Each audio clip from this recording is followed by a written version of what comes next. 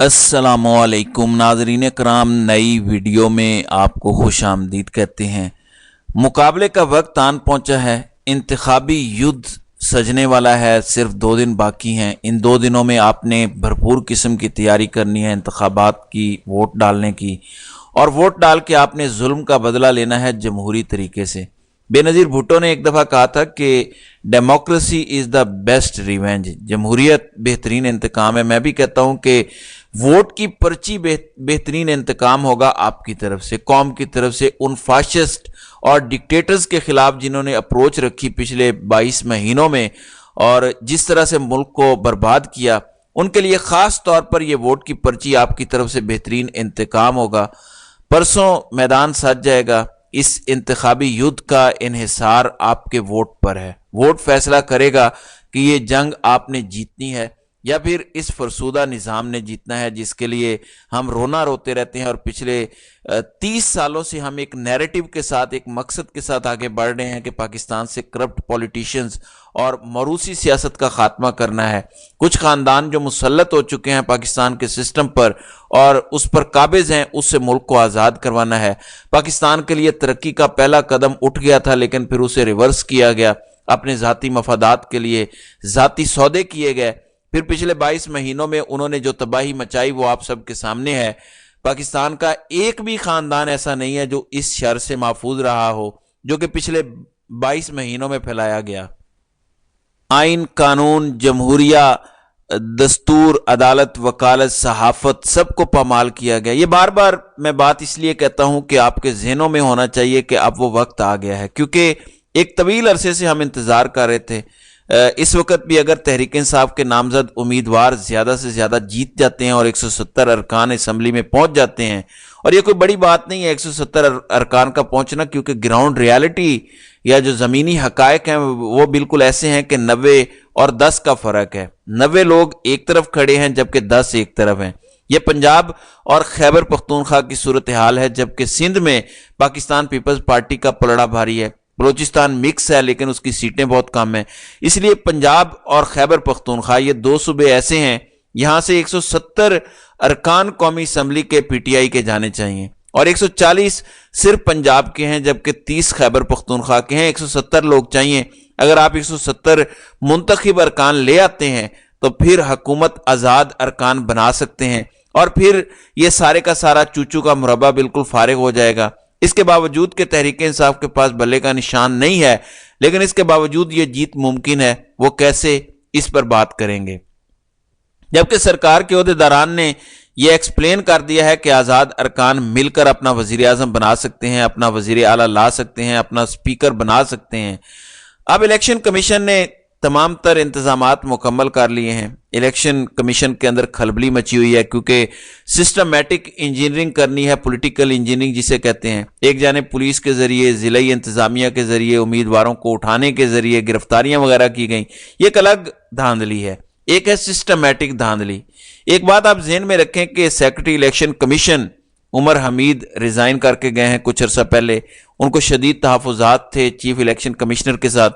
हो सकता है कि आने वाले दिनों में वो अपनी ज़ुबान खोलें और हकायक बताएं कि किस किस्म का प्रेशर था। बहरहाल अब 2 मज़ीद तर्जुमान तब्दील हो चुके हैं। कल फिर एक तर्जुमान को तब्दील किया गया, डीजी जेंडर निगत सिद्दीक को लगाया गया और सैयद नदीम हैदर को तब्दील किया गया।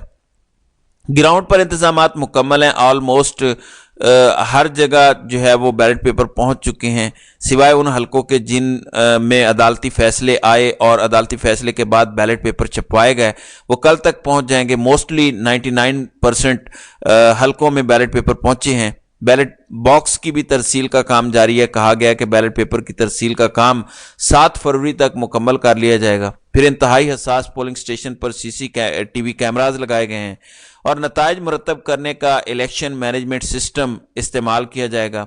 और पंजाब में 51,000 पोलिंग स्टेशन कायम किए जाएंगे, ये इलेक्शन कमिश्नर पंजाब ने बताया है। दूसरी जानिब इलेक्शन मैनेजमेंट सिस्टम पे बहुत ज़्यादा सवालात उठ रहे हैं और ये किसी और ने नहीं बल्कि इलेक्शन कमीशन के एक ऑफिसर ने भांडा फोड़ा है। फिर कल प्रोजेक्ट डायरेक्टर कर्नल साद आए, اور انہوں نے بتایا کہ الیکشن کمیشن کو الیکشن مینجمنٹ سسٹم پر مکمل اعتماد ہے، کافی تجربات ہم کر چکے ہیں، اس لیے رزلٹ کی تصویر لے کر ریٹرن افسر کو بھیجے گا پریزائڈنگ آفیسر، اور الیکشن مینجمنٹ سسٹم کے لیے 3000 لیپ ٹاپس کا انتظام ہے، 3600 آپریٹرز کا انتظام ہے، اور اس سسٹم کو چلانے کے لیے پرائیویٹ نیٹ ورک بنایا گیا ہے۔ N197 کے ریٹرننگ افسر نے ہیلپ لائن پر کال نہیں کی، ریٹرننگ افسر کو کچھ مسائل سامنے آئے تھے، وہ حل کر لیے گئے ہیں۔ پھر سیکیورٹی کے بعض مسائل ہیں، خاص طور پر خیبر پختونخوا اور بلوچستان میں سیکیورٹی کے خطرات بہت زیادہ ہیں۔ کل ڈی آئی خان میں ایک بڑا دہشت گردی کا واقعہ ہوا، اس میں کافی نقصان ہوا، اور دہشت گردوں کے پاس جدید ترین اسلحہ تھا، نائٹ ویژن کیمرے تھے، اندھیرے میں وہ دیکھ سکتے تھے۔ تحریک انصاف کے ارکان نے اس حادثے پر کہا ہے کہ عام انتخابات سے صرف چند دن پہلے اس نوعیت کے مسلسل رونما واقعات ہو رہے ہیں جو کہ باعث تشویش ہیں۔ زائد المیعاد نگران وفاقی اور صوبائی حکومتوں کی کارکردگی پر سوالیہ نشان ہے، کیونکہ یہ انتخابات بہت پہلے ہو جانے چاہیے تھے لیکن ان انتخابات کو ڈیلے کیا گیا۔ اس وقت بھی مرکز اور چاروں صوبوں کی نگران حکومتیں غیر آئینی ہیں، یہ ہم نہیں کہہ رہے، یہ دستور کہہ رہا ہے، یہ سپریم کورٹ کے ججز کہہ رہے ہیں، یہ سپریم کورٹ کے فیصلے کہہ رہے ہیں۔